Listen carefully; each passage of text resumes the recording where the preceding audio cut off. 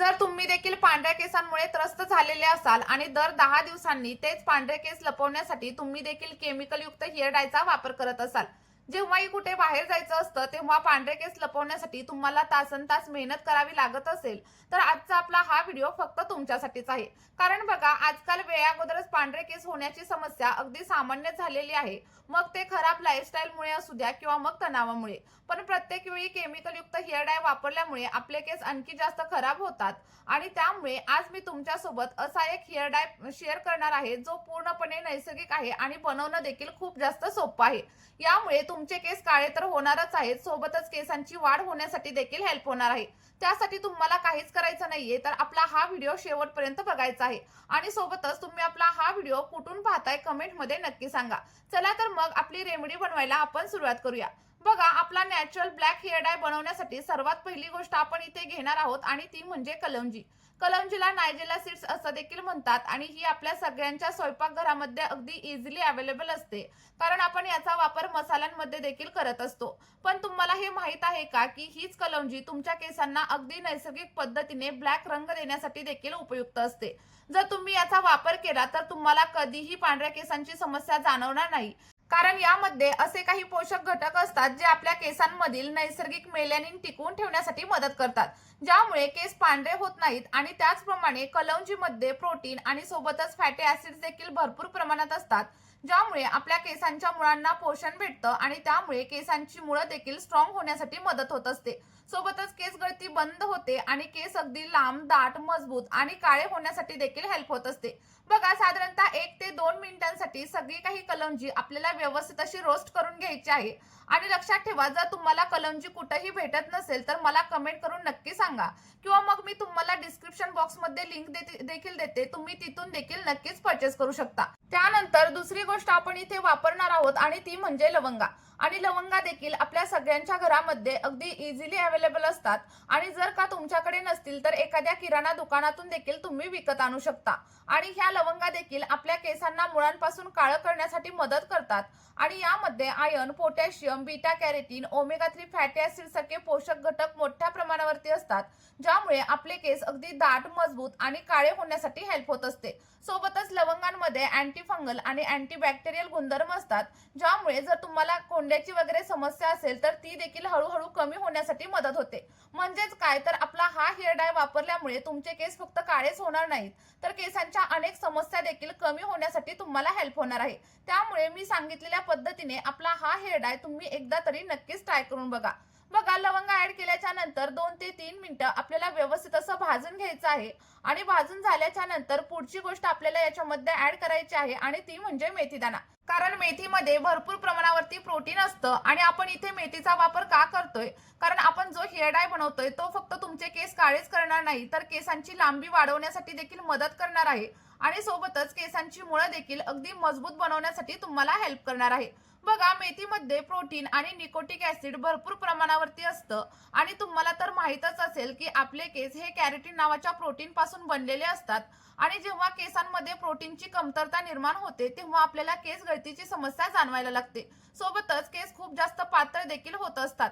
त्यामुळे लक्षात ठेवा, आपल्या या हेअर डाय मध्ये तुम्हाला मेथी दाण्यांचा देखील वापर करायचा आहे, जेणेकरून काय होईल, तुमचे केस काळे होतील आणि सोबतच केसांची वाढ होण्यासाठी देखील हेल्प होईल आणि केस गळतीची समस्या वगैरे तुम्हाला जाणवत असेल तर ती देखील हळूहळू कमी होण्यासाठी मदत होईल. त्यामुळे मी सांगितलेल्या पद्धतीनेच तुम्ही ही रेमेडी नक्की वापरून बघा.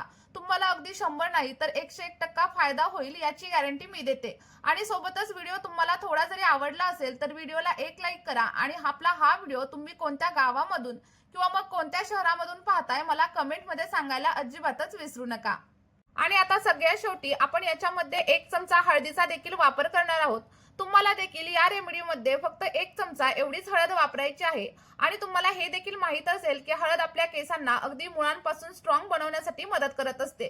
हळदीमध्ये कर्क्युमिन नावाचा एक घटक असतो, ज्यामुळे आपले केस नैसर्गिक पद्धतीने काळे होण्यासाठी देखील मदत होते आणि त्यासोबतच यामध्ये भरपूर प्रमाणात व्हिटॅमिन्स असतात जे आपल्या केसांना मुळांपासून मजबूत बनवतात. सोबतच हळदीमध्ये अँटीबॅक्टेरियल आणि अँटी फंगल गुणधर्म असतात, ज्यामुळे जर तुम्हाला कोंड्याची समस्या असेल किंवा मग तुमच्या स्कॅल्पमध्ये खाज वगैरे येत असेल, इचिंग होत असेल, तर ते सगळं काही कमी करण्यासाठी हळद इथे तुम्हाला हेल्प करणार आहे. आणि प्रदूषणामुळे जर तुमचे केस खूप जास्त चिकट वगैरे झालेले असतील, तेलकट झालेले असतील, तर ते देखील कमी करण्यासाठी तुम्हाला हळद इथे मदत करणार आहे.